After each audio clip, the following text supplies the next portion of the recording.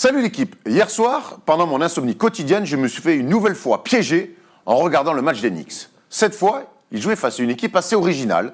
4 défenseurs, un seul attaquant et un système aussi simple qu'une table basse Ikea à monter. J'ai bien peur que James Harden soit devenu fou en mode Marlon Brando dans Apocalypse Now. Un individualisme poussé à l'extrême qui ferait presque passer Kobe Bryant et Allen Iverson pour des altruistes. À Houston, hormis James Harden évidemment, toucher le cuir est devenu aussi rare qu'un mannequin qui te demande ton numéro en pleine soirée. Imaginez 2 secondes être aujourd'hui le coéquipier de James Harden. Moi perso, je me sentirais comme Princesse Sarah. Tu passes de joueur NBA à simple larbin qui va au rebond et qui fait des remises en jeu. Mais c'est quel genre d'équipe ça ? Et le pire dans tout ça, c'est que ça marche. Houston est aujourd'hui 5e de sa conférence. Alors, je me pose la question, peut-on critiquer, peut-on hurler à la mort du basket quand une tactique aussi simple soit-elle fonctionne aussi bien ? Il faudrait peut-être, pour mettre fin au débat, limiter, arrêter James Harden. Dans ce cas-là, bon courage.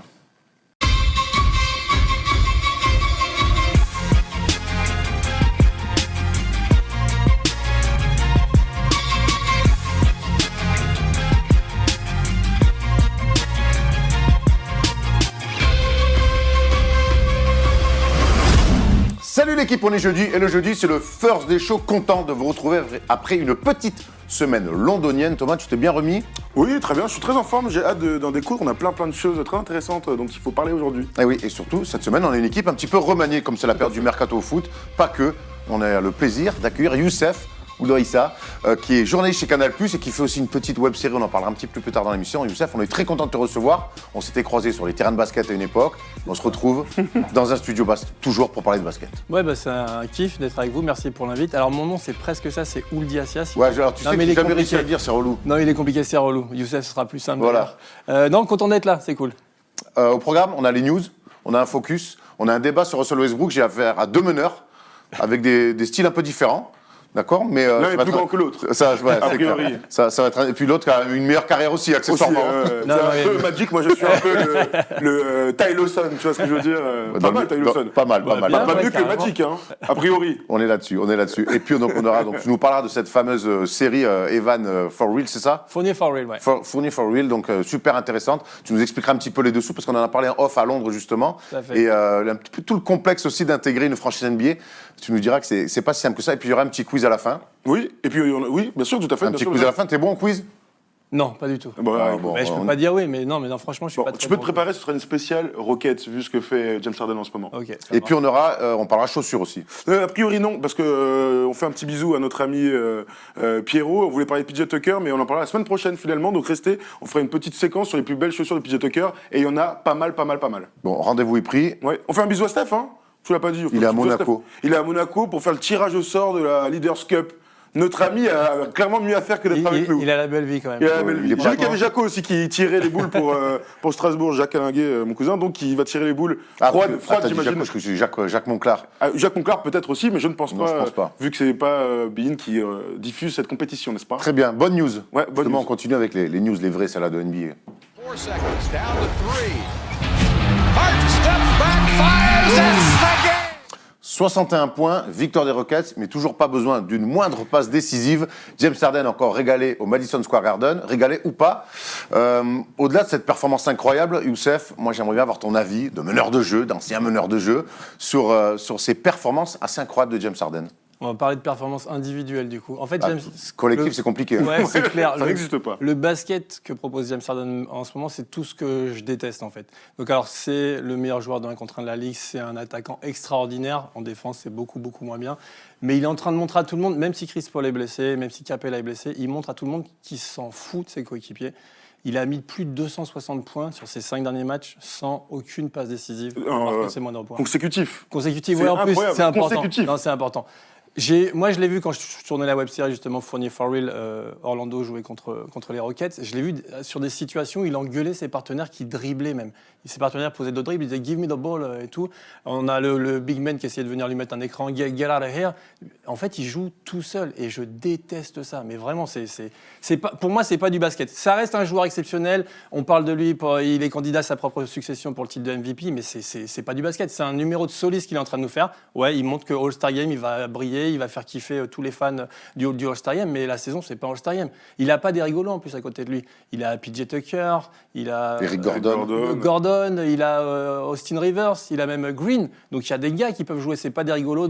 Après, il y a pas des plots, quoi. C'est pas, ouais, exactement. Mais il les oublie totalement. Et pour moi, il va ruiner sa franchise s'il continue. Le problème, c'est que ça marche. Tom, Ouais, ils sont cinquième, on rappelle, ils sont mais cinquième il de la gagne conférence Ouest. Ouais, mais il gagne un match sur 2, donc En ça ce moment, oui. marche. Ouais, mais souviens-toi qu'en début de saison, Catastrophique, ils sont c'est pas dur. bons. Ouais, bien et sûr. quand lui enclenche ce mode un peu assez incroyable ou de soliste, il les remet dans la course. Et la conférence Ouest, c'est la jungle. Pour moi, ça ne marchera pas sur la durée. Honnêtement. Non, ça c'est vrai. Honnêtement. Après, il y a un truc, et je crois qu'on est tous plutôt d'accord, on en parle souvent dans les émissions, ça ne nous plaît pas de voir cet excès d'individualisme et de dribble, parce que de toute manière, et on parlera avec Westbrook après, les excès, ça nous déplaît, que ce soit dans le tir à 3 points, que ce soit dans les dribbles, dans les 1 contre 1 et dans l'isolation. Il n'empêche que là, il met 61 au Garden, c'est le 4e joueur de l'histoire à le faire, il rejoint un Bernard King, il rejoint un Kobe, et il rejoint un Carmelo Anthony. Donc déjà, c'est une performance incroyable. J'oublie pas non plus qu'il manque Clint Capella, qu'il manque Chris Paul, et il doit m'en manquer d'autres là, comme ça que j'oublie, mais en tout cas, c'est les premiers qui me viennent. Donc il manque 2 des 3 meilleurs joueurs de l'équipe, et pourtant, l'équipe continue à gagner. Quand je vois les Lakers, par exemple, qui perdent LeBron, eh bien, ils s'écroulent complètement d'un point de vue comptable. Donc, faut aussi saluer les performances de James Harden et des résultats qui continuent aux Rockets. Pour moi, les résultats, vraiment, c'est en dents de scie. Alors, ouais, il arrive à porter son équipe sur certains matchs. Là, il sort un match. Après, ils battent les Knicks. C'était chaud. Il a dû sortir un gros match. Mais je veux dire, sur ce match-là, il fait 4 passes décisives. Ouais, c'est fou. Bah, c'est fou. En fait, je serais curieux de voir combien de temps il monopolise le ballon sur les actions. Il doit avoir le ballon 20 secondes sur 24 secondes sur quasiment chaque action. Mais il oublie ses partenaires. Ça doit être un calvaire de jouer avec lui. Non, mais honnêtement, ça se voit sur la tête des mecs. C'est clair, ils en ont marre. Un calvaire, mais... et en plus, il est hyper protégé. Honnêtement. Les arbitres, tu parles des arbitres. Par les arbitres. C'est fou. C'est flagrant. Mais moi, pour le match que j'ai vu, mais même ses coéquipiers se marraient. Honnêtement. C'est risible. Mais c'est risible. Et même lui, honnêtement, il est MVP. C'est un joueur extraordinaire individuellement. On est tous d'accord pour le dire. Il est hors norme. Il est de la classe des très très grands avec le bord de ça. À sa place, je kifferais pas devoir être avantagé par les arbitres, avoir un appui supplémentaire, parce que son step back, il fait 3 pas. Minimum, ouais. On est gentil en disant ça. Il est tellement fort qu'il n'a pas besoin de tout ça. Pourquoi il va pas s'excuser. Non, sans s'excuser, mais... Lui, il fait son truc. Est-ce que depuis Kobe, parce que moi, quand je vois dans ses excès d'individualisme, et même Kobe, il a eu des excès comme ça, est-ce que depuis Kobe, on avait déjà vu un joueur aussi fort être autant critiqué? Parce que j'ai l'impression que depuis 3 semaines, un mois, la hate autour d'Harden est en train vraiment de grandir, pendant que lui, justement, enchaîne les performances de très très haut niveau. C'était un joueur qu'on adorait au OKC, vraiment, jeune joueur. C'est un joueur qu'on a adoré découvrir avec Jeremy Lin au début, avec Houston, redécouvrir en première option. Vraiment, il était adulé par tout le monde. Après, il y a eu ces histoires de défense, où là, on a commencé à se dire, c'est bizarre, et il y a eu une petite fronde contre El Barbudo, machin. Là, on rentre dans... Parce qu'il rentre aussi dans la classe des meilleurs en étant MVP, il y a des haters qui arrivent, je pense à juste titre. Les arbitres, l'excès de dribble, l'excès de 3 points, il fait encore 5 sur 20 à 3 points, t'as dit que t'étais au match, il a fait 1 sur 17. 1 sur 17, et il continue à arroser. Donc c'est normal qu'il y ait une hate qui se crée autour de lui. Moi je trouve ça normal. Et puis quand tu rentres dans le très très haut niveau, comme LeBron, comme KD, comme Curry aussi, eh bien c'est normal qu'il y ait des gens qui viennent et qui commencent à te cracher dessus, entre guillemets. C'est vrai qu'on dit les haters, moi je le déteste pas, je n'aime pas le basket qu'il propose. Et je me dis qu'il devrait avoir l'intelligence pour faire évoluer son jeu. Alors oui, il se dit, il n'y a que moi qui peux faire gagner mon équipe et tout, mais n'oublie pas tes coéquipiers. Gordon, il peut marquer à 3 points, on sait que c'est un shooter de dingue. C'est lui qui met le panier de la gagnant au Garden hier soir. Par contre, ce qui est sûr, c'est que l'année dernière, le jeu offensif de Houston était quand même bien plus équilibré. Certes, il y avait Chris Paul qui était là, était plus équilibré. En fait, il y avait 2 mecs qui faisaient on se rappelle qu'ils sont pas loin, ils se font sortir en 7 matchs, ils sont pas loin, ils font bégayer les Warriors plus que sérieusement. Et avec la blessure de Chris Paul, on pourrait refaire l'histoire. Mais cette année, par contre, avec ce jeu-là proposé, ils voient pas, même s'ils sont allés gagner à Golden State, j'imagine pas une seconde, même en 6, accrocher les Warriors. Et d'autres, et d'autres, OKC. Moi, je pense même les Lakers, on dit rien, mais même les Lakers de LeBron, je pense pas que Houston les passe. Je peux pas t'empêcher. Bah ouais, mais parce que je les mets dans les meilleures équipes en playoff, puisqu'il y a LeBron, c'est LeBron. Non mais ouais, bon, clairement, voilà, on est d'accord. Ils vont se faire sortir, quoi. On enchaîne les mecs avec une triste nouvelle, c'est la blessure de Victor Oladipo sortie dans le match face à Toronto. Belle victoire d'ailleurs des Pacers dans un match du sommet de la conférence 7, et sur un repli assez anodin, Oladipo s'écroule, on voit à la tête qu'il fait non, et ça sent pas bon, serviette sur le genou, Et on voit les images là, sorties sur civière. On parle de fin de saison. On attend l'IRM pour y Non, avoir, c'est fait, ça pour y y est. avoir une opération. Il s'est disloqué le genou. Alors, c'est le seul truc, c'est disloqué le genou. Il a fait son IRM, a priori, donc c'est une opération. Donc, on part sur 5-6 mois de rééducation. Donc, c'est fin de saison pour Victor Oladipo, qu'on prévoyait tous en concurrence avec Bradley Beal pour être dans le 5 majeur du All-Star Game, avec une équipe qu'on avait envie de voir une deuxième saison en play-off avec cet effectif-là, voir comment ils allaient se comporter, parce qu'il y a pas mal de mecs qui sont en fin de contrat. Donc, fallait voir ce qui allait se passer cet été. Bref, c'est un coup d'arrêt terrible pour l'équipe de Nate McMillan qui marchait très bien cette saison. Ouais, en plus c'est dur parce que Victor Oladipo, au-delà d'être un joueur exceptionnel, il est All-Star l'an dernier, on le rappelle, c'est un mec vraiment en or. Il est adoré, mais par l'ensemble de la NBA, c'est pas que dans son équipe, c'est un peu un showman, il adore chanter et tout. Super chanteur de R&B. Hein. Mais il faut le laisser Très chanter bon lui. très bon chanteur Toi, de tu R&B. chantes un petit peu moins Un bien. peu moins bien. Je suis moins bon basketteur aussi, c'est un peu relou. Non, mais en plus, ouais, on voit ses stats sur cette saison, c'est vraiment un bon joueur. Et il a réussi quelque chose d'extraordinaire, je trouve, l'an dernier, Oladipo, c'est qu'il a réussi à faire oublier Paul George quand même à Indiana. Très rapidement, voilà. Mais en quelques mois. Donc quand Paul George quitte Indiana, on se dit, c'est Indiana, c'est mort, c'est terminé. Oladipo arrive d'une saison qui était un peu compliquée aux côtés de Westbrook à OKC, et il arrive, il le fait oublier. Donc magique. Après, il s'est blessé, il est revenu, il cartonne. Et c'est dur de le voir en plus sortir sur un match comme ça, alors qu'il était super fort. Il a été clutch plusieurs fois cette saison avec Indiana. Non, c'est clairement dur. Ouais, Indiana fait une bonne saison, ils sont clairement en course pour pourquoi pas avoir un avantage en play-off jusqu'à la blessure. Ça risque, on les voit dégringoler un petit peu dans la conférence Est. On sait que c'est une équipe quand même solide, où justement là pour le coup c'est pas les Rockets, c'est un énorme collectif, ça défend fort. Et en attaque, on se partage la balle en attaque. Alors il y a une stat qui est intéressante, c'est qu'Oladipo a déjà manqué 11 matchs cette semaine, et il y a eu 7 victoires pour Indiana. Donc Indiana, comme tu viens de le dire, ils peuvent y aller. Par contre, sur la durée, je ne les vois pas aller chercher un titre. Une finale de conf, ça va être hyper compliqué. Quand tu perds ta star, ton meilleur joueur, celui vers qui que tu suis, c'est très très compliqué. Donc je ne les vois pas sur la durée. Moi non plus, et je ne les voyais pas avec Oladipo être finaliste de conférence. S'ils avaient fait une finale de conférence, c'était une énorme perf. Alors une finale, j'en parle même pas, mais une finale de conférence, c'était une très bonne perf et une belle évolution. Je les voyais même pas à ce niveau-là. Alors sans Oladipo et avec tous ces bons joueurs, mais sans star. Oui, ils vont continuer à gagner des matchs. Je pense qu'ils seront en play-off, mais ils se font sortir, par une bonne équipe au premier tour, s'ils arrivent 5e ou 6e. Ou au deuxième tour, face à Philadelphie, Toronto, toute la clique, là, Boston. Oui, on les voit moins forts, clairement. Il y a une équipe, par contre, on est sûr qu'ils ne feront pas les play-offs, c'est les Memphis Grizzlies. Ah, c'est bien une victoire sur les 10 derniers matchs. Ça y est, le bon début de saison est maintenant bien oublié. Ils rentrent clairement dans le dur sur ce début d'année 2019. Et donc, nos amis des Grizzlies, dans les bureaux, ils se sont dit, bon, on n'est pas complètement fous, on va ouvrir les oreilles et ils seront donc ouverts à des trades concernant Mike Conley et Marc Gasol. Moi, j'ai l'impression que les gars se réveillent un an après, quoi. Un an trop tard. Un an trop tard. On va pas le dire pour la millième fois. Trop tard, je ne sais pas si c'est un an trop tard. En tout cas, on se retrouve dans la même situation qu'il y a un an entre Fisdale et Gasol. Ils avaient fait le choix de virer David Fisdale. Oui. Moi, à l'époque, je n'avais pas compris le choix. Je ne savais pas, sans dire qui avait tort ou qui avait raison, mais à l'époque, Fisdale était un coach d'avenir, avait plutôt la main mise sur l'équipe, c'était plutôt pas mal. Et de garder Gasol, qui était, sans lui faire offense, sur le début de sa fin de carrière en tout cas. Bon voilà, un an plus tard, nous revoilà dans les mêmes conditions. Là, on a deux joueurs qui ont toujours joué dans cette franchise. Qui ont eu des bons moments avec la franchise, je crois que depuis 2012 ou 2013, ils font les playoffs. L'an dernier, c'est à l'image de cette année, ils sont 14e dans leur conférence, c'est le bilan de l'an dernier. Avec beaucoup de blessures l'année dernière. Ouais, Conley était blessé, c'est compliqué, c'est clair. Mais Gasol, c'est un pivot old school, donc à l'ancienne, même s'il peut shooter de loin, il est plus pâteau que les intérieurs très déliés, mobiles de maintenant, c'est un truc de dingue. Conley, moi, c'est un joueur que j'aime beaucoup. C'est vraiment un joueur d'équipe, il sait faire jouer les autres, il sait scorer quand il faut scorer. Peut-être qu'il traîne un petit peu son gros contrat aussi, parce qu'on se rappelle qu'en 2016, il a signé à l'époque le contrat max. Donc c'était dur, il avait une énorme pression, mais il a répondu présent tout de suite, donc il a été bien, Conley. Mais clairement, Memphis, il faut changer. Le grit and grind, ça va fonctionner un temps, et maintenant, il faut avancer, passer à autre chose. Mais c'est assez intéressant que les propriétaires les mettent sur l'annonce comme ça. Ils l'annoncent. Le front office, ils ont ouvert les vannes. C'est la trade deadline, elle est au 7 février. Tout à fait, ça va arriver très vite. Ouais. Mais là où je te rejoins complètement, c'est que on a compris que le cycle était terminé. Tant qu'il y avait des résultats et qu'il y avait une réelle identité, l'équipe continue à gagner des matchs. L'année dernière, c'était vraiment un épiphénomène puisqu'il y avait beaucoup de blessures. Rappelez-vous des Spurs avant Duncan, il y a beaucoup de blessures et ils récupèrent le numéro 1 de la draft. Bon, ça peut faire partie de l'histoire. Le truc, c'est que là, aujourd'hui, les mecs sont en fin de contrat, ils sont toujours des pépins et puis tu les sens pas souriants. On rappelle qu'il y a eu un début de bagarre dans le vestiaire. Après moi, c'était au Garrett Temple et Caspi, ce qui est des mecs a priori intelligents en plus.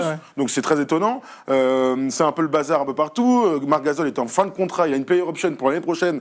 Là, il a 24 millions, l'année prochaine, il est à 25 millions. Donc il y a des équipes qui seront intéressées, possiblement pour le récupérer. C'est cher, 25 millions pour Gasol. Ça dépend. Après, je pense pas qu'il va sortir de son contrat. Ah non, non. L'année prochaine, 25 millions pour il va les garder. J'espère, c'est clair. Tu l'as dit, Mike Conley, lui, il est encore en contrat jusqu'en 2021. Il a une saison à 34 millions de dollars. Ça aussi pour le bouger. Bon courage. On sait que c'est un bon joueur. C'est un mec cette année en plus qui est en forme, il s'est pas blessé. Cette année, il s'est pas blessé beaucoup. Ouais, mais il est tout le temps, il a toujours des petits pépins. C'est ça aussi le problème. Justement, j'arrive à la question pour faire le tour de ce dossier Grizzlies. Où c'est que vous les verriez l'un et l'autre? Dans quelle franchise pourrait être intéressée selon vous? Alors, moi, je verrais Conley, peut-être une franchise peut-être en reconstruction, ou alors une franchise où il n'a pas besoin de trop scorer, mais plus de faire jouer ses partenaires et tout. Moi, je pense à une franchise que tu fréquentes pas si mal. Je pense qu'il leur ferait un bien fou. Ah non, mais clairement, il leur ferait un bien. Orlando, non, mais... Orlando, clairement, parce qu'on parlait de Lonzo Ball éventuellement. Bon, c'était des rumeurs, mais clairement, un vétéran avec son vécu là, autour des mecs comme ça, qui a déjà en place les Fournier, les Aaron Gordon. Il faudra lâcher des mecs quand même. Oui, d'accord, il faudra lâcher des mecs. Parce que Fournier, je suis pas sûr qu'il reste. Oui, effectivement. Bref, je te parle en l'état des lieux. Ça peut être très intéressant d'amener un meneur comme ça. C'est ce qu'il galère depuis des années sur ce poste-là. C'est sûr qu'il sera une belle plus-value. Sans aucun doute, et puis Orlando a besoin d'un meneur derrière ou devant DJ Augustin. Après, DJ Augustin fait une super saison. Bien sûr, mais à son niveau. Tout à fait. À son niveau. Pour moi, c'est exemplaire ce qu'il fait, mais ça reste un backup. David Fisdale, pourquoi pas New York pourrait essayer de le récupérer. Oui, parce qu'il s'entendait bien avec lui, avec Gasol, ça marchait moins bien. Avec Gasol, ça marchait un peu moins bien, mais on peut imaginer ça. Et Gasol, il pourrait rendre service à tout le monde, j'ai envie de dire. Mais il faut lui faire de la place. Il faut faire de la place. C'est compliqué. Moi, j'aurais rêvé de le voir dans le système de Brad Stevens, en tour centrale, dans le rôle de Hallerford. Parce que a priori, moi je pense que Marc Gasol est plus fort, tu vois, qu'Hallerford. Je fais pas d'offense à Hallerford parce que c'est un vrai gars, mais voilà, dans l'aiguillage, tête de raquette, dans le shoot, dans la défense, mais en tant que vrai pivot, c'est enfin un tonton qu'il faudrait à Boston. J'aurais adoré le voir dans ce système-là. Oui, après je vous rejoins complètement, il est trop cher et peu performant par rapport à ce qu'il a été, même si 15 points, 8 rebonds et presque 5 passes par match, ça reste des stats très forts. Il y a surtout la gestion des fins de match. En ce moment, c'est pas génial, mais quand tu es à -1 ou +1, tu donner la balle en général, c'est plutôt rassurant. Tout à fait. Ouais, non, c'est un mec sur qui on peut s'appuyer. C'est vrai que je te rejoins, les Celtics ont besoin en plus d'un gros bébé dans la raquette et tout. Alors Ford, on sait que c'est un intérieur vraiment très fuyant. Gasol, il peut aller quand même près du cercle. Tout à fait. Donc ça pourrait être un bon point de chute. Oh, mais c'est cher. Ouais, clairement. Comme à Ford. Allez, dernière news, les gars, c'est Melo qui vit une semaine, enfin même une fin de carrière. Enfin, dramatique, moi ça me fait vraiment de la peine qu'on l'aime ou qu'on l'aime pas. Coupé par les Rockets, on avait presque oublié, mais les Rockets en fait... On l'avait oublié. Ouais, on l'avait oublié. Les Rockets ne l'avaient pas coupé au moment donné où il l'avait mis de côté. Et en fait, il s'est retrouvé dans un transfert avec du cash pour arriver à Chicago qu'il a coupé tout de suite. Le lendemain. Ouais, le lendemain. Quelle triste fin de carrière pour Melo. Oui. C'est un joueur, toi, qui te parle, que tu aimais bien. Alors, j'adorais Melo à sa belle époque. Vraiment, je trouvais que c'était un super joueur, mais il est en train de gâcher sa fin de carrière. C'est dommage. En fait, à s'obstiner... je pense qu'il, malheureusement, comme il a été adulé pendant très longtemps, il se rend plus compte de son niveau et de l'évolution du jeu actuel. Et ce qu'il a fait l'an dernier aux Rockets, c'était triste, malheureux. Donc il arrosait quand on lui demandait s'il allait sortir du banc, si ça allait se faire quand il était à OKC. Il s'est marré et tout. Il a dit moi sortir du banc. Et ouais, il a plus la réalité de son niveau par rapport à la réalité. Et c'est triste. Il aurait dû s'arrêter 2 ans avant. Il serait parti tout là-haut. Les gens auraient kiffé parce que c'est un joueur qui est adoré en plus par l'ensemble des joueurs en NBA. Ils le kiffent tous vraiment. On a vu la déclaration de James Harden cette semaine qui a dit que sa place était sur les terrains. Était sur les terrains, quoi, que ça lui faisait mal au cœur de voir ça. On la voit. Je veux juste le voir jouer au basket et le voir heureux. Honnêtement, il le mérite. Il s'est tellement donné pour ce sport qu'il le mérite et prendre du plaisir à rejouer. Moi, j'entends ce que tu dis, mais je te rejoins. C'est qu'il a beaucoup exigé de choses, Melo, quand il était notamment à New York. Il a pris en otage une franchise des Knicks à un moment donné. Il n'a jamais su finalement, à l'image d'un Vince Carter, même si Vince Carter n'a peut-être jamais monté aussi haut qu'un Melo. Mais moi, je veux des fins de carrière réussies parce que des mecs acceptent des rôles secondaires, voire tertiaires. Et je vois des mecs qui réussissent pas leur fin de carrière parce qu'ils pensent toujours que c'est des go-to guys. Parce que le truc, c'est, et je pense qu'on se rejoint complètement, la réalité de son niveau n'est plus numéro 1, numéro 2, numéro 3 d'une équipe. On est d'accord. Mais bon, là, la dernière année qui vient de s'écouler, s'il ne prend pas conscience qu'il doit accepter des trucs, mec, il a fait quand même 4 franchises. Donc on rappelle, OKC, derrière, transféré à Atlanta, coupé par Atlanta, il ne jouera jamais là-bas. Il va à Houston, on pense que ça va être parfait avec Mike D'Antoni dans le système, poste 4, shooter, on le met sur le banc. Boum, au bout il ne joue que 10 matchs. 10 matchs à Houston, c'est une catastrophe. Derrière, t'es transféré à Chicago qui veut même pas de toi. Au bout d'un moment, t'as le droit aussi de te dire, bon, je me pose, je regarde voilà, avec mon agent qui est intéressé. On parle des Lakers, pitié ne le faites pas.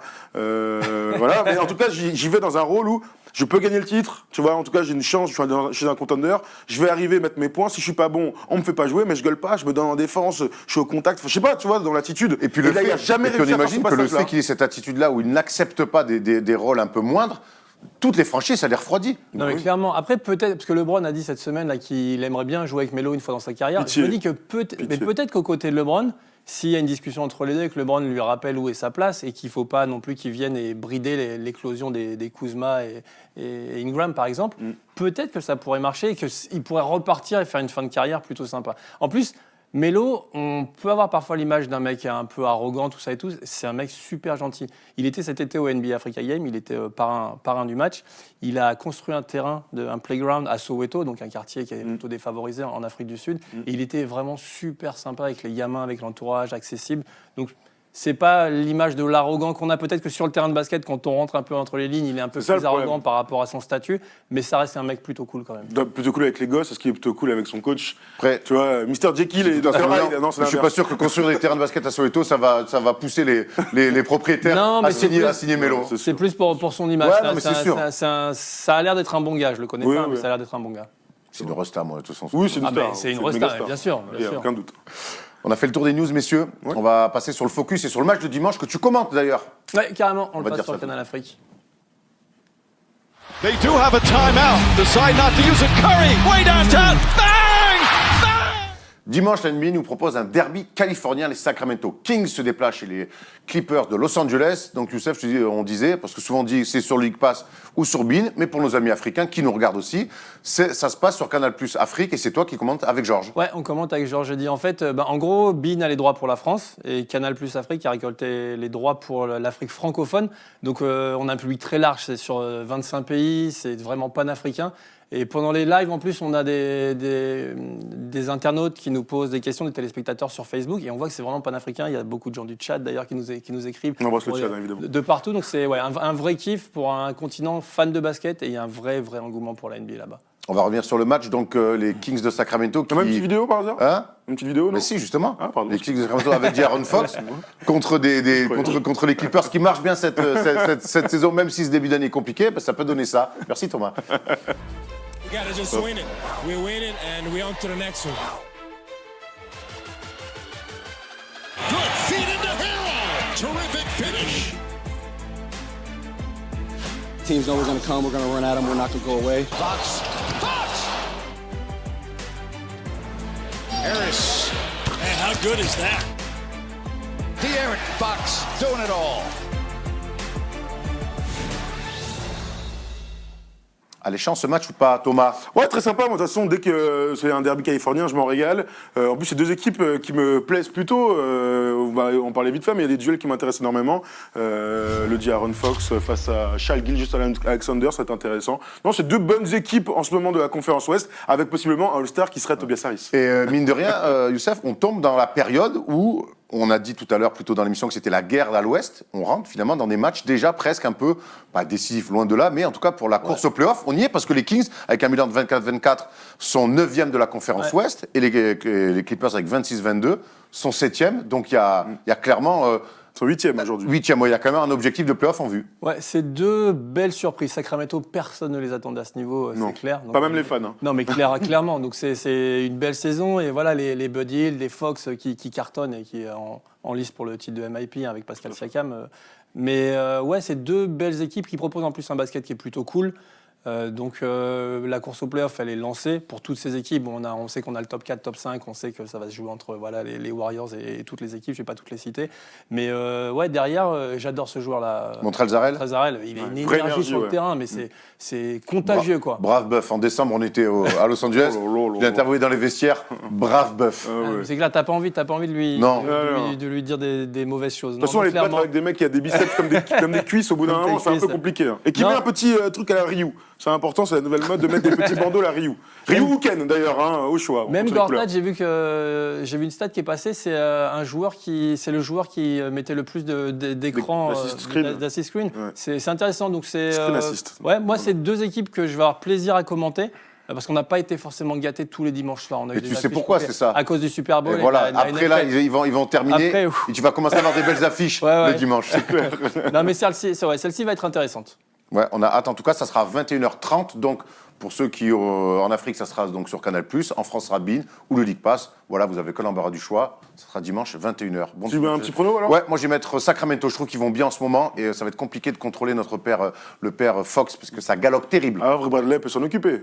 Ouais, il a que ça à faire en ce moment, vu qu'il met plus un panier. Ouais, c'est clair. Moi aussi, je mets Sacramento, Bud Hield encore à 35 points. Et pourquoi pas, avec un tir au buzzer, après une reprise de dribble sur un pied, pourquoi pas, Bud Je suis Hield. obligé de mettre les Clippers. Alors, si vous êtes une équipe Sacramento, non, mais moi, je mets les Clippers.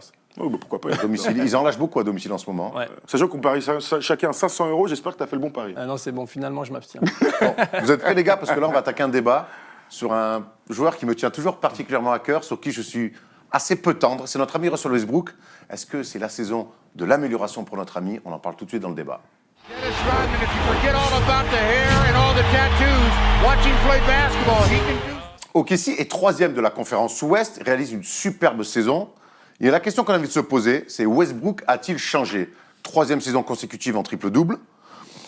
Comment vous l'évaluez sur ce début de saison? Vous le trouvez assagi, vous le trouvez plus juste, vous le trouvez toujours aussi cinglé, juste qu'il met moins de panier que d'habitude? Alors moi, je trouve qu'il a quand même évolué, parce qu'il fait quand même près de 11 passes par match, ça reste quelque chose de propre, en triple-double, c'est un truc de dingue. Autant sa première saison en triple-double, je me disais ouais c'est bien, mais il croque, c'est l'un des joueurs qui avait le plus le ballon en main, on parlait de James Harden tout à l'heure. Là, heureusement qu'il a Paul George à ses côtés, Paul George qui lui fait une saison de dingue, de ouf, et je me dis que Westbrook en triple-double, faut vraiment pas oublier Paul George à ses côtés, parce que pour moi, la franchise maintenant, c'est peut-être plus Paul George. On n'en parle pas trop, on le dit pas trop, mais Paul George fait une très très belle saison. Et Westbrook, qui a fait des mains et des pieds pour recruter, du moins pour que Paul George reste à OKC, il est parvenu à ses fins. Donc je pense que c'est du mieux pour Westbrook. Je suis d'accord avec toi pour dire qu'il y a du mieux. Il profite d'un collectif qui est plus fort que les années précédentes. On se souvient, il y a 2 ans, lorsqu'il est MVP, franchement, il est tout seul dans son équipe, il est tout seul dans sa tête aussi. Paul, clairement. tu peux envoyer l'usage du ballon sur sa saison MVP, sur la saison dernière, sur cette saison. Parfait, le pourcentage d'utilisation de ballon qui est très intéressant. Il y a 2 ans, c'était vraiment... ok, il était en triple-double, mais il croquait, il prenait tout était dans ses mains, et comme James Harden maintenant, soit il tirait, soit il faisait une passe, soit il perdait la balle. Il perdait souvent la balle. Prouver aussi, il y avait ce côté-là, je veux prouver. Son pourcentage d'utilisation, donc il était à 40 en 2016-2017, c'est énorme. J'ai même vu sur un truc qui était encore plus haut, mais c'est... Bref. 32 l'année dernière et 30. Donc il fait partie des joueurs qui utilisent le plus le ballon. Là, cette année, je crois que James Harden est à 42 ou un truc comme ça, juste pour vous donner une idée. Bref, il s'est assagi peut-être, mais il s'est assagi parce qu'autour de lui, l'équipe est plus forte. Donc tu l'as dit, Paul George, Dennis Schroeder en deuxième meneur, il a besoin de la balle pour vivre, donc tu lui lâches un peu plus la balle. L'arrivée l'avènement de Steven Adams, l'arrivée de Nerlens Noel qui donne de bonnes minutes. Bref, c'est une équipe qui est plus forte. Donc Russell Westbrook a besoin de moins en faire. Voilà. Donc forcément, ses stats s'en ressentent, mais son jeu est un peu plus lisible. Un peu plus lisible, j'ai pas dit que c'était encore Steve Nash. Après, il shoot à 24% à 3 points, alors, c'est compliqué. on va arriver sur les pourcentages. Moi, je trouve aussi que ça va un peu mieux. Je trouve que... Mais c'est pas naturel. Je trouve qu'il fait des choses qu'il faisait pas, notamment sur les 2 dernières saisons, c'est-à-dire c'est les premières passes de relance. Ouais. Souvent, il a des ballons, il attrape, il donne. Parce qu'il veut que le jeu avance. Mais ça, il faisait pareil, mais avant, il le faisait en dribblant. Il driblait quasiment jusqu'au lancer franc et après, il jetait en l'air, il voyait ce qui se passait. Donc, je trouve que là, il a ses premières balles de relance, il implique un peu plus même des Ferguson, tout ça. Il arrive un peu plus sur des premières ballons de relance, sur du jeu rapide. Moi, j'ai toujours un petit problème quand même sur demi-terrain. Et surtout, même si je trouve qu'il essaie de faire des efforts, j'ai l'impression que ça, tu sais, comme quand on te dit de sourire et que t'as pas envie de sourire, ça lui arrache la gueule. Mais il essaye. Il joue contre nature. J'ai l'impression que c'est plus fort que lui, que même si, quand il arrive à jouer plus juste, c'est quand même que ça le démange de dire j'ai envie de tout faire. Et après, il n'a pas le choix parce que Paul George réalise sa meilleure saison carrière à côté. Schroeder est très bon aussi. Et il se rend compte que lui aussi, ils prennent des matchs. On rappelle qu'ils sont donc à 29 victoires, 18 défaites. Ils ont commencé avec 4 défaites d'affilée. Ils étaient dans le dur très tôt dans la saison. Ils ont remis le bleu de chauffe. Ils ont défendu. Et non, ça, c'est une équipe qui défend très fort. Mais tu vois, ils voient que ça marche, donc ils ne forcent pas. Mais quelque part, on sent que ça le démange tout le temps. Moi, je trouve que... Mais qu'est-ce que ça peut faire, ça, du coup? Moi- C'est une bonne question, parce qu'en fait, on s'en fiche s'il se force à bien jouer. Alors- Ce qui compte, moi, le seul constat qui m'importe, c'est est-ce qu'il joue bien, mieux, Après, il y a ou les est-ce fins que de ça n'a match. rien à changer? Oui, il y a les fins de match. Ouais, mais là, on est déjà très mais les loin, fins- globalement, déjà. Ouais, On est déjà très loin, là. Tu vois, les fins de match, le pourcentage, c'est les trucs contre. Mais dans l'évolution, il y a une réelle évolution de Westbrook dans sa mentalité. Je dis pas que c'est devenu un meneur passeur, c'est pas devenu Ricky Rubio ou Magic Johnson, mais c'est le meilleur Westbrook leader de jeu qu'on ait vu jusque-là, j'ai Non, envie de dire. clairement. Non, pour moi, il a le mérite d'essayer.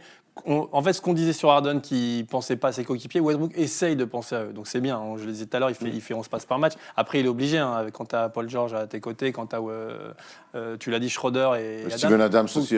Ferguson met dedans. Il faut donner des ballons. Ouais. Et je pense aussi qu'il a compris qu'il n'arriverait à rien tout seul. Il y a 2 ans, quand il fait sa saison de MVP, il n'y arrive pas, du moins son équipe n'y arrivera pas. Donc là, d'avoir réussi à recruter Paul George et d'avoir des joueurs autour, s'ils veulent aller loin, et puis ils sont 3e de la conférence, c'est beau, Tout à fait. d'être 3e à l'Ouest. Ah ouais, je confirme. S'ils veulent peut-être espérer une finale de conf ou quelque chose comme ça, il a besoin de ses coéquipiers.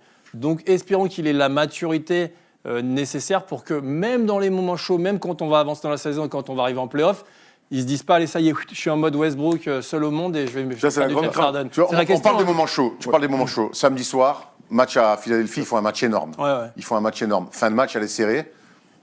Et il fait 2 choses. Sur la 1 minute 30 de la fin, ils sont à +4. Il fait 2 choix opposés. Il prend un tir à 3 points au bout de... Ils sont à +4. Il prend un tir à 3 points au bout de 8 secondes d'attaque.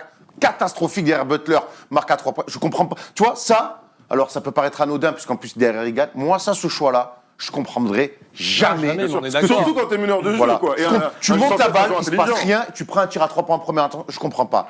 L'action d'après, il arrive, il drive un mec, il est défendu, il ressort pour Ferguson, filoche, il tue le match. Ouais.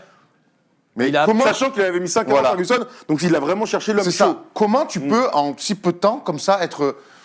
J'ai l'impression, en tout cas, qu'il progresse, il est dans la passe, il en fait moins. On va revenir après sur ses pourcentages et la raison de ces pourcentages aussi dégueulasses. Mais moi, finalement, dans les fins de match, j'ai presque envie de dire, je préfère avoir le ballon dans les mains de Paul George. ça tombe C'est bien, tellement il est plus là. rassurant. Mais Ça tu tombe vois, bien, il est là. Tu vois, les bien. 2 actions que tu viens de décrire, ça montre que le gars essaye. Parce que la première, il fait un truc qui est Voilà. horrible. Et peut-être qu'il se dit, peut-être que Paul George lui glisse un petit mot, on ne sait pas. Le coach, ouais. Et après, il se dit, bon, j'arrête de faire de la merde, je vais chercher le joueur qui est chaud. Et il trouve Ferguson. Mais tu vois, c'est Alors pas, qu'avant, c'est pas raté. il aurait pris un Tu deuxième vois, c'est tir. pas avant. genre, je prends un bon tir, Non, il ouais, est raté. c'était nul, c'était C'est bidon. le choix, parce que Ouais, moi, ouais. raté, on rate. On voit des choses. souvent des Mais c'est le choses. choix qui est honteux. On en Tu voit l'aimes bien, souvent, les Westbrook, trucs non comme ça. C'est ton joueur préféré, Westbrook Moi, je reconnais le L'envie, joueur, ouais. vraiment. Après, moi, c'est pas le type de meneur que, Oui, que- non, que j'aime mais ouais, beaucoup. on est Et ce d'accord. que je dis, Personne. et ce que je reproche à Westbrook, c'est qu'aujourd'hui, même s'il fait des stats incroyables, il est toujours pour moi plus dans l'intensité, dans la férocité que dans la lecture. Parce que son corps n'est pas encore sur le déclin, donc il se permet toutes ces choses. Le meilleur exemple, c'est Michael Jordan. Michael Jordan, quand son corps, c'est le corps de Michael Jordan, hein, donc le corps de Michael Jordan, c'est le meilleur corps qu'on ait jamais vu. Donc quand il commence à être sur le déclin, bah, sa technique progresse. Donc voilà, et Westbrook, c'est ce qu'on attend. C'est un 88, il a 30 piges.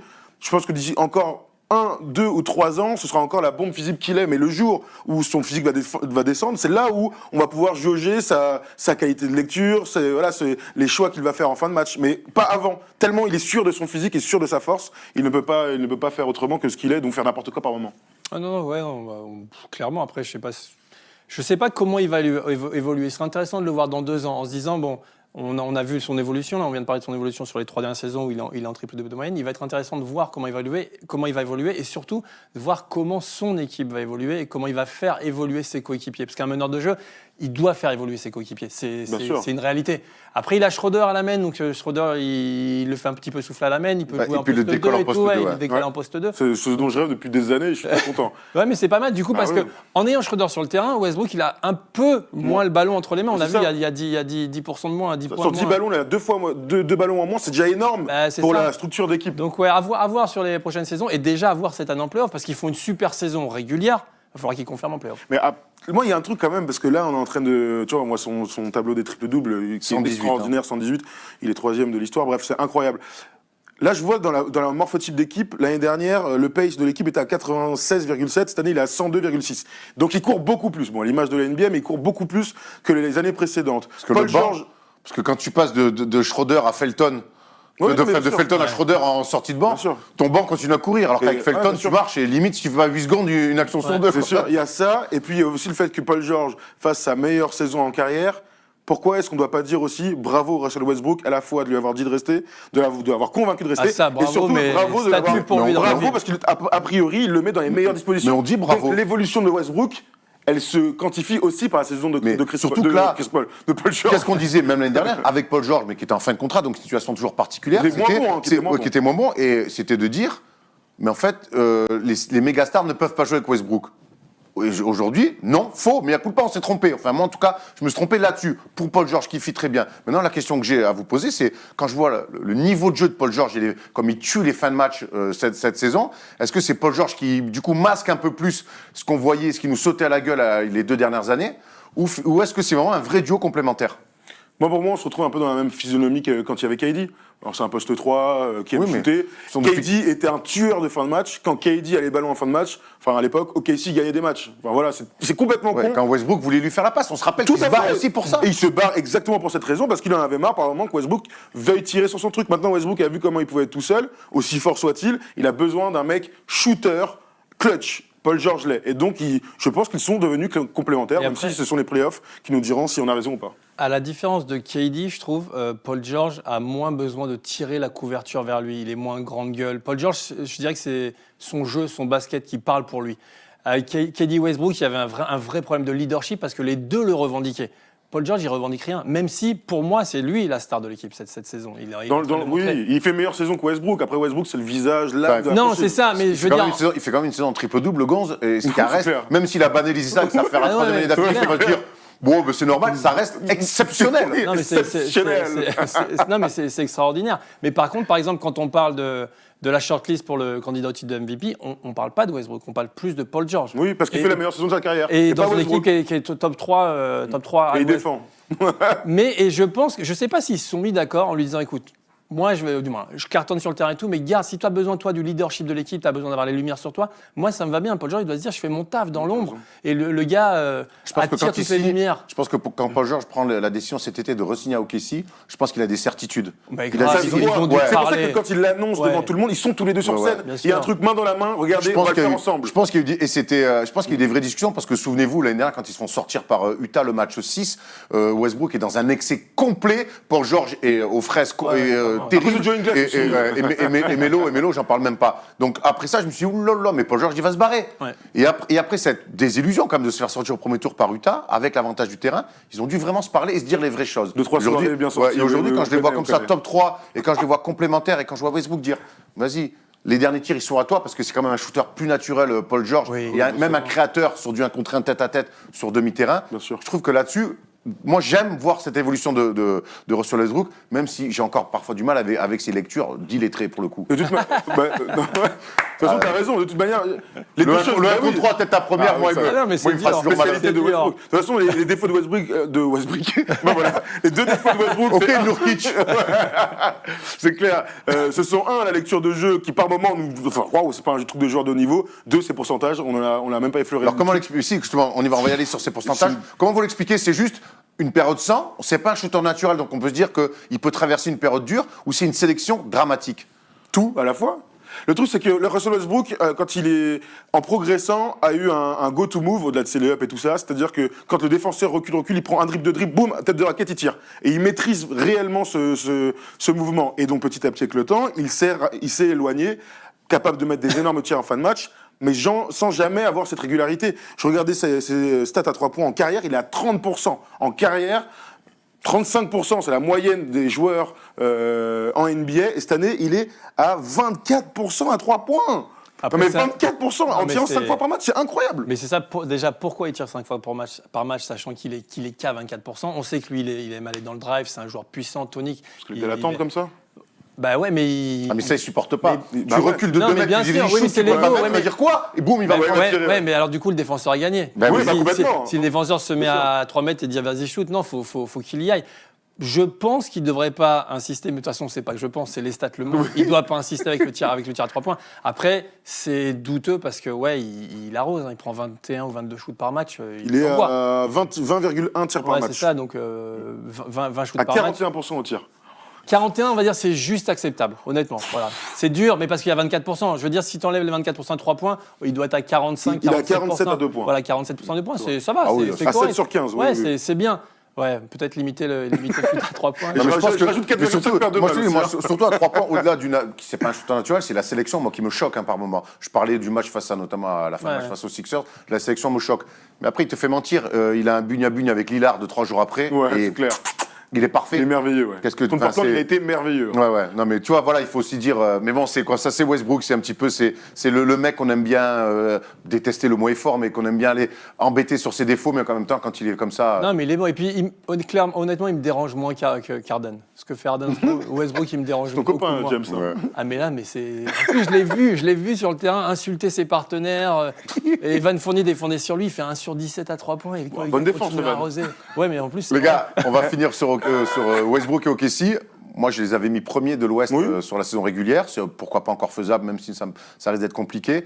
Moi, par contre, je pense que c'est la première équipe l'adversaire le plus sérieux pour les Warriors. Je les vois en finale de conf. On est d'accord avec ça? Moi, je suis entièrement d'accord avec toi.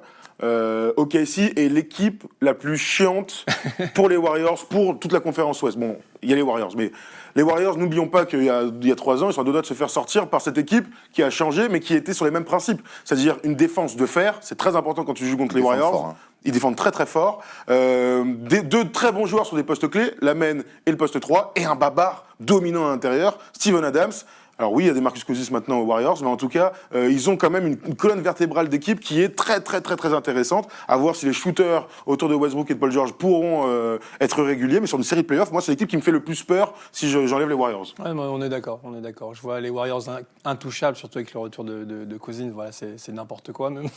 Et ouais, ok, si. Pour toutes les raisons que tu viens de donner, la défense, le vrai Big Three, finalement, ils ont un vrai Big Three. Schroeder même en Big Four presque. Ouais. Donc, ouais, c'est vrai. Ouais. À voir si Billy Donovan step up un jour au coaching, tu vois, en attaque. Peut-être que, voilà, en playoff, pourquoi pas 2-3 coups. C'est la grande question, parce qu'il me semble hyper limité quand même sur les systèmes offensifs, notre ami. On verra bien. Tu nous parlais d'Evan, on va continuer à parler d'Evan, puisque tu as la chance quand même de pouvoir le suivre au quotidien quand tu vas là-bas. Et surtout en inside, on a vu des choses incroyables. Tu vas nous expliquer tout ça dans un nouveau focus. They do have a timeout. Decide not to use it. Curry, way downtown. Bang! Youssef, depuis quelques mois maintenant, tu fais une série sur YouTube. Ah ben je te passe la main. Moi, je suis pas Arden, je te fais une passe. Explique-nous tout. Comment ça s'est construit et comment ça se passe? Alors, la première chose, c'est que j'avais fait déjà un documentaire sur les signatures de Bouna Ndiaye, l'agent à l'époque. On est allé voir Evan, Rudy Gobert, Nico Batum. Yann Maïnmi et Nico Batum. Et je m'étais posé avec Evan, on avait discuté, et je me suis rendu compte que le gars est vraiment super intéressant. Mais vraiment.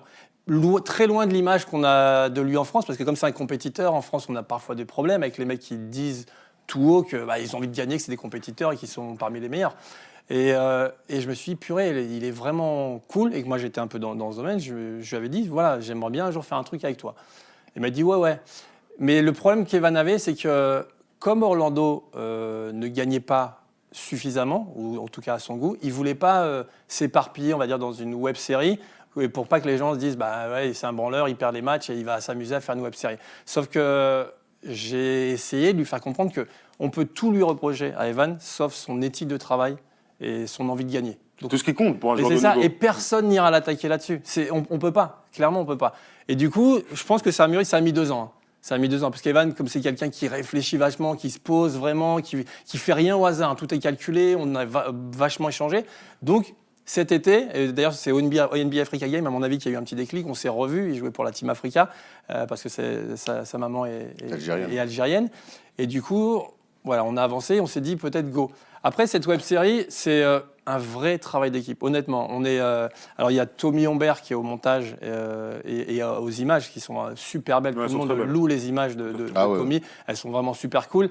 Il y a Issambo, qui est le manager d'Evan, qui coordonne tout le la process. famille. La famille, Issa, voilà, exactement. Elle lui aussi fait un travail de fou. Et il y a Laura, la femme d'Evan, qui est très impliquée. Donc, on a un petit un petit groupe Facebook et on échange pas mal sur les épisodes, les idées d'épisodes. Et alors moi, c'est vrai que je produis et je réalise la web-série, mais c'est un vrai travail d'équipe. On est une vraie team. Comme vous, First Team, on est peut-être nous Second Team ou je sais pas, mais on est. Il y a plusieurs premières équipes. Il y a plusieurs, ouais. Il y a Est et Ouest ou un truc. Ouais. On va trouver un truc.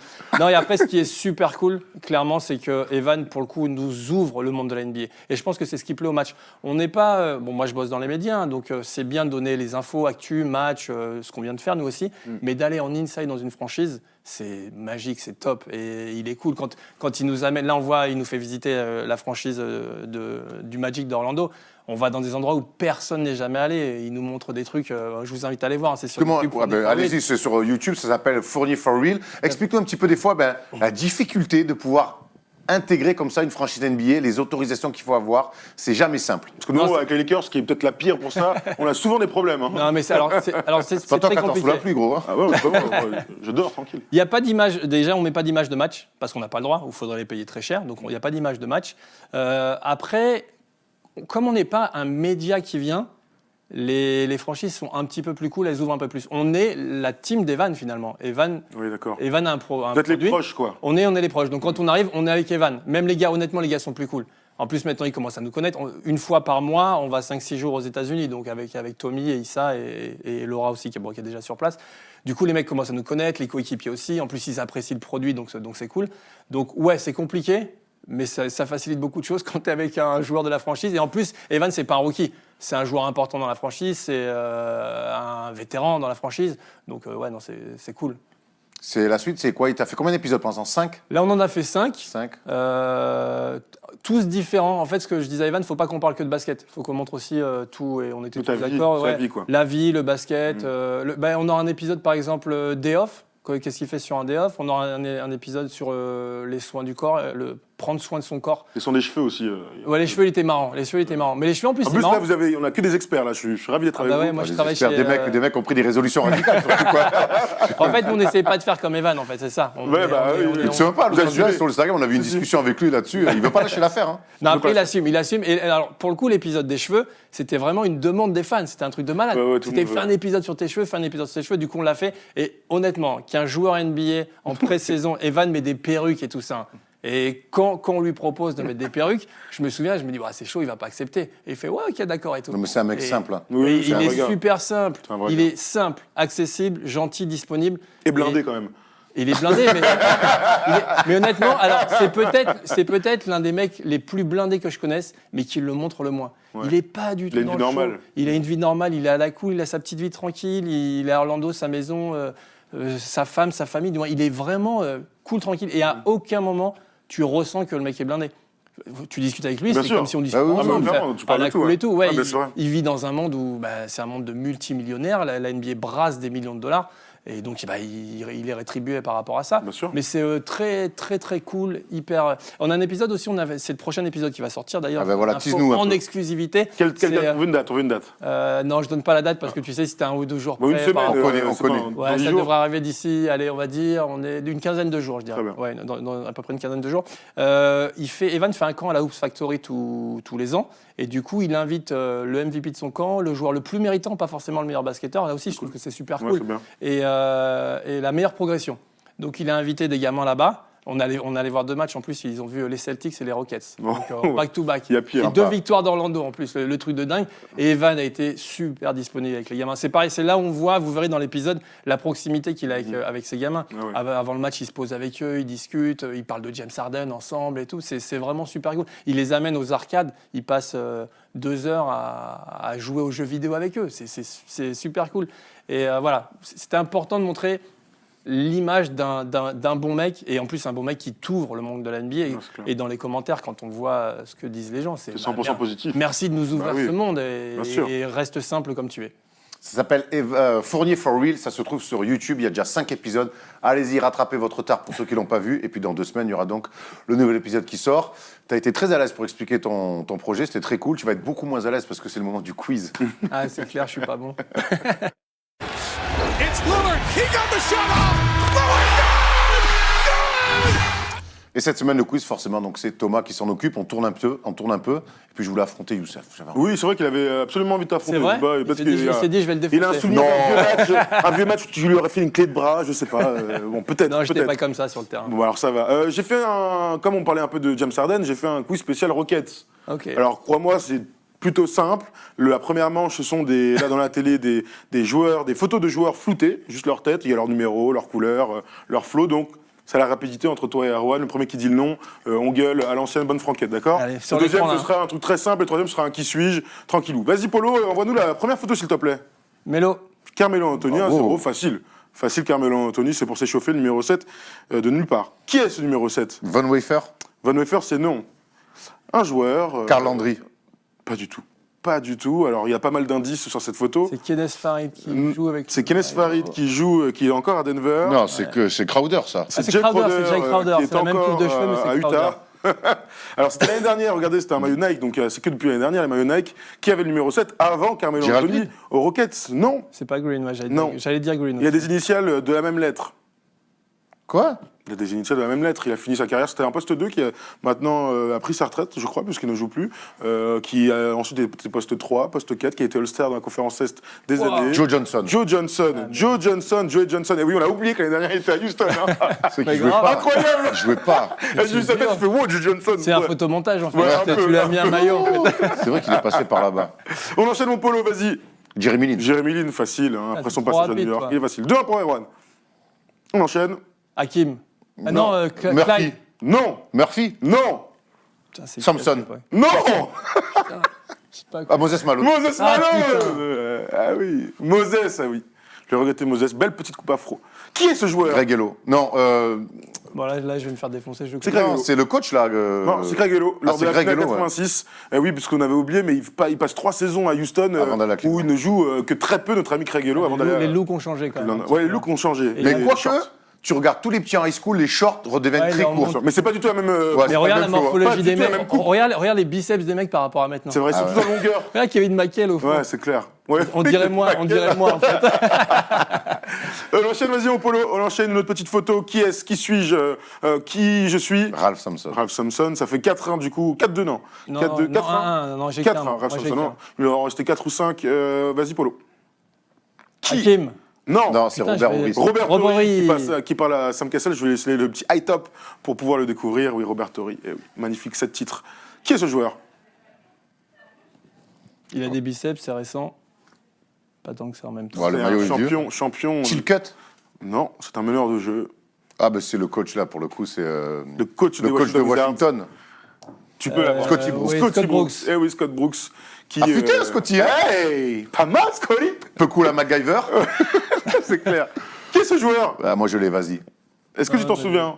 Qui faisait la paire avec, Avec Steve Steve Francis, Franchise, un arrière gaucher, Cutino. Cutino Mobley qui était Cutino Mobley. Ouais. gaucher, shooter, croqueur, comme on aime. Alors Aujourd'hui, poivre et sel, c'est qui est complètement poivre et sel. Et qui continue à jouer, non? Qu'est-ce que t'as contre les poivres et sel? Oh, rien, j'y arrive. Hein. T'inquiète pas, je suis pas loin derrière. Hein. Il continue à fournir Ouais. Big Three là, de Ice Cube. On enchaîne, vas-y, Polo, je crois qu'il en reste un ou deux. Qui est ce joueur? Ah, je l'ai. Bah vas-y, hein, si tu l'as, Brad Miller. t'attends pas, vas-y. Brad hein, Miller, avec ses fonce, hein. superbes tatouages. Faut toujours mettre le tatouage de Brad Miller en valeur. Je crois qu'il en reste deux, vas-y, mon Polo. Et là, non, c'est le dernier. Chandler Parsons. Chandler Parsons. T'as pas mis Hakim Olajuwon. Ah non, Ah, c'est trop trop facile, facile. c'est trop facile. J'ai mis Mais son il y en pote a eu plein Ralph de Sampson. faciles. Ah, bah, Hakim, quand même, c'est. Si je te mets Hakim, c'est vraiment, je te disrespect complet. C'est vrai? Ouais. Alors, on va faire un autre petit jeu. Alors, il y a un 0 pour Erwan. Ah, mais grave. T'as éclaté, on va Défoncé. dire, PSG contre je sais même Guingamp. plus, non, 9-0, il a remis. c'était contre Guingamp? Bah oui, C'est contre Guingamp. Putain, j'ai déjà oublié, c'est horrible. C'était à Pas quel eux, je genre crois. Les amis, on va faire un truc très simple mais un peu bizarre. Donc c'est le jeu de l'énumération. Donc je vais te donner une équipe et chacun à votre tour, vous allez devoir citer un joueur. Le premier qui sèche a perdu. On va faire un truc très simple. L'équipe des Houston Rockets de cette année. Tous les joueurs des Houston Rockets qui ont porté le maillot cette saison. Donc, Tous les joueurs, tu veux qu'on te note? Bah, le premier qui sèche a perdu. Ah oui, Là, ok, là, d'accord. tu commences avec le joueur de ton choix. Notre chouchou. Un conseil, il faut toujours commencer par les trucs les plus simples. Hein, parce Avec qu'après- Harden. parce qu'Erwan, des fois. Capella. Clint Capella, c'est bon. Gordon. Eric Gordon, c'est bon. PJ Tucker. PJ Tucker, c'est bon. Charles Green. C'est bon. Carmelo Anthony. C'est bon, il a joué. Ah, il a joué. Il a joué. House Junior. Daniel House Jr., Néné. Néné Hilario, bien joué. Ah putain. Austin Rivers. Tout à fait, Austin Rivers. Michael Carter-Williams. Michael Carter-Williams qui ne joue plus dans Ah, l'effectif. le pauvre, c'est vrai. Oh, quel genre de carrière. Il a la même fin de carrière que Melo, alors que lui, il est en milieu de carrière. Putain, qui j'ai encore Ah, Là, ça devient chaud. c'est trop marrant parce que tu sais, quand t'as la liste Ouais, devant ouais. toi, Bah, grave, et bah, bah tu dis, oui. putain, les gars, merde. Il y a un mec qui vient juste de signer. Oui, je sais, je l'ai. Bah, tu l'as. Qui vient juste de signer, qui a joué son premier match hier. Putain. T'as confondu avec Roder tout à l'heure. Ah oui, Kenneth Farid. Eh, Kenneth Farid. C'est gentil. Là, je te le donne celui-là. Vas-y, Erwan. Allez, Erwan. ça, Allez, Erwan. Erwan, comme tu es habitué, 5. Ah ouais 3. Kenneth Farid qui a pris une technique d'ailleurs sur son premier, Ouais. premier panier. Mais il va faire du bien dans l'équipe, hein, pendant Ouais. qu'on comble pendant qu'Erwan réfléchit. Erwan, malheureusement, Ouais, j'ai pas. 3, j'ai 2, pas- 1. Ah. Vous aviez aussi Marquis Chris, par exemple. Marquis Chris, Vous n'avez je pas joue cité Chris jamais. Paul. Chris Paul. Si. Ah non, je On le n'a vois. pas dit Chris Tu Paul vois, trop ce que je te dis, fort, c'est ouais, quand tu dis pas les premiers d'un coup, que tu commences à rentrer dans, Ouais, les, oui. dans les fonds du banc, t'oublies les évidents. Complètement. Ben, point pour Youssef, Voilà, bravo. personne n'a dit Chris Paul, ça fait un partout. Ça tombe bien, tout est rejoué sur le qui suis-je. Toi, t'es bon, tu devrais animer un jeu, Mais un on- jeu, ah, tu sais, on a- un jeu tu pas sais, vidéo, mais un jeu. On a l'habitude. On Nous, on fait des voudrait un petits quiz quiz. entre nous. Un gros Ouais. quiz. C'est notre grand rêve à nous. Ah, mais Alors grave. sur TF1 le samedi en prime time. Chers amis, je suis un joueur né le 25 juillet 1969. J'ai donc 49 ans. Je vais avoir 50 piges cette année, incroyable. Je suis né à Oakland, en Californie. Je passe par la petite high school de La Salle catholique in Concord, en Californie. On s'en fout complètement. Je passe par 2 facs. La fac de l'Université du Pacifique. Et ensuite, je fais 2 saisons à Georgia Tech. Bon, jusque-là. Sélectionné par Boston en 21e choix en 1992. Je n'y jouerai jamais. Sélectionné par Boston en 92. Je commence ma carrière à Milwaukee, où je joue 3 saisons. Ma meilleure saison est la deuxième, 6 points par match. Ensuite, je joue avec les Warriors en 95-96. Ensuite, je vais à Atlanta en 96-97. Ensuite, je vais jouer aux Lakers en 97-98. Et là, 3 saisons à Sacramento. Je fais ma meilleure saison, 8 points par match. Ensuite, je joue à Détroit, à Denver, je retourne à Atlanta, je joue à Houston. Mon profil de joueur, attention, il a fait beaucoup, c'est un journeyman. Hein. Meilleure carrière, 9 points par match. Mon profil, je fais 1m93 pour 88 kilos. Je suis réputé comme un shooter. Je vous donne ces numéros, je porte toujours le numéro 17 ou le numéro 20. Attention autre indice, je fais partie d'une très grande famille de basketteurs. Brent Barry. Pas Brent Barry. Rick Barry. Non. Barry. John Barry. John Barry. Je l'ai pris exactement John Barry. car vous aviez la même coupe de cheveux que lui Ah, et bah, je bah. pensais que vous alliez l'avoir directement. John- Ah, regarde, on John connaît- Barry, On connaît le tous les, fils. tous les joueurs chauds. On connaît tous les joueurs chauds de la ligue. Ouais. Il y a du taf en même temps. Eh oui, Brent Barry, Drew Barry, John Barry, la triplette qui a joué Il y a à NBA, Scooter incroyable. Barry qui est venu jouer à Cholet aussi. Scooter Barry, 4e joueur qui Ah oui. jouait. Qui était venu jouer à Cholet à Ah oui. l'époque. Eh oui, incroyable famille. Bravo Erwan, tu as gagné ce petit quiz. Super, je suis ravi. Haut la main. Non, je pensais que t'allais Non, trouver pas plus au la tard. main, attends. C'est très, Si, haut la il a main, il a une haut la carrière main. très difficile à cerner. Hein. Ouais. Oh la Il vache. commence, je crois, Mais maintenant. la carrière, Oui, c'est comment- c'est une encyclopédie, la carrière. Ah ouais, bah, Je me c'est suis dit, mais journeyman. quand est-ce qu'il va s'arrêter en fait à nous lire Ouais, c'est clair. Mais tu le fais bien. Alors, Tu dans le les fais commentaires, bien. vous dites si vous avez eu John Barry avant, parce que j'avoue que c'était très difficile. John Barry, tu vois, aux Warriors, aux Lakers. Aucun souvenir. Aucun souvenir. Sacramento, Milwaukee, oui, même même Milwaukee, Milwaukee, ouais. ouais. Moi, je me souviens de lui à Denver, en fait. Je sais pas pourquoi, mais à Denver, j'ai une vraie image Ouais. de lui À Détroit aussi. et à Détroit. Bon, bref, on 9 va points pas, par on va- match. on va pas faire un débat de John Barry. Youssef, merci d'être venu. Merci à vous, merci C'est pour très cool, l'invitation. faudra Ouais, c'était revenir. cool. Un plaisir. Ouais, avec Un plaisir. plaisir. Et donc, si on veut te retrouver, donc c'est sur Canal Plus Afrique Canal+, et sur Afrique. donc la chaîne YouTube où on trouve donc Fournier for Real, c'est ça? Ouais, c'est Funny for real. Fournier for Real, my man. Voilà. Non mais allez-y, franchement c'est cool. Ah oui, nous on est les Vous premiers. validez, vous validez Ah oui, clairement. Ok, nous, c'est on regarde tous les épisodes, on trouve ça génial. Hein. Et on met même sur la télé, tu sais. On met Ouais. sur la télé, on est content. Et on a vu que ça faisait pas mal de vues, on est très Ouais, content ça pour vous. cartonne. Non, mais il faut, Ouais. nous on encourage toujours, de toute 700 façon. 000, 750 000 vues en 5 bien. épisodes, c'est cool. Ouais, c'est Au énorme. plus on parle de basket, au plus on a des choses un peu différentes et Ouais, tout, mais ça, et bien c'est sûr. bien, et tout le Tant monde. qu'à faire, on va voilà. le faire sur un vrai gars, et Evan est un vrai gars, donc il n'y a aucun problème. Voilà. Merci. Merci à vous les gars. À très vite l'équipe, on se retrouve lundi. Ciao, ciao.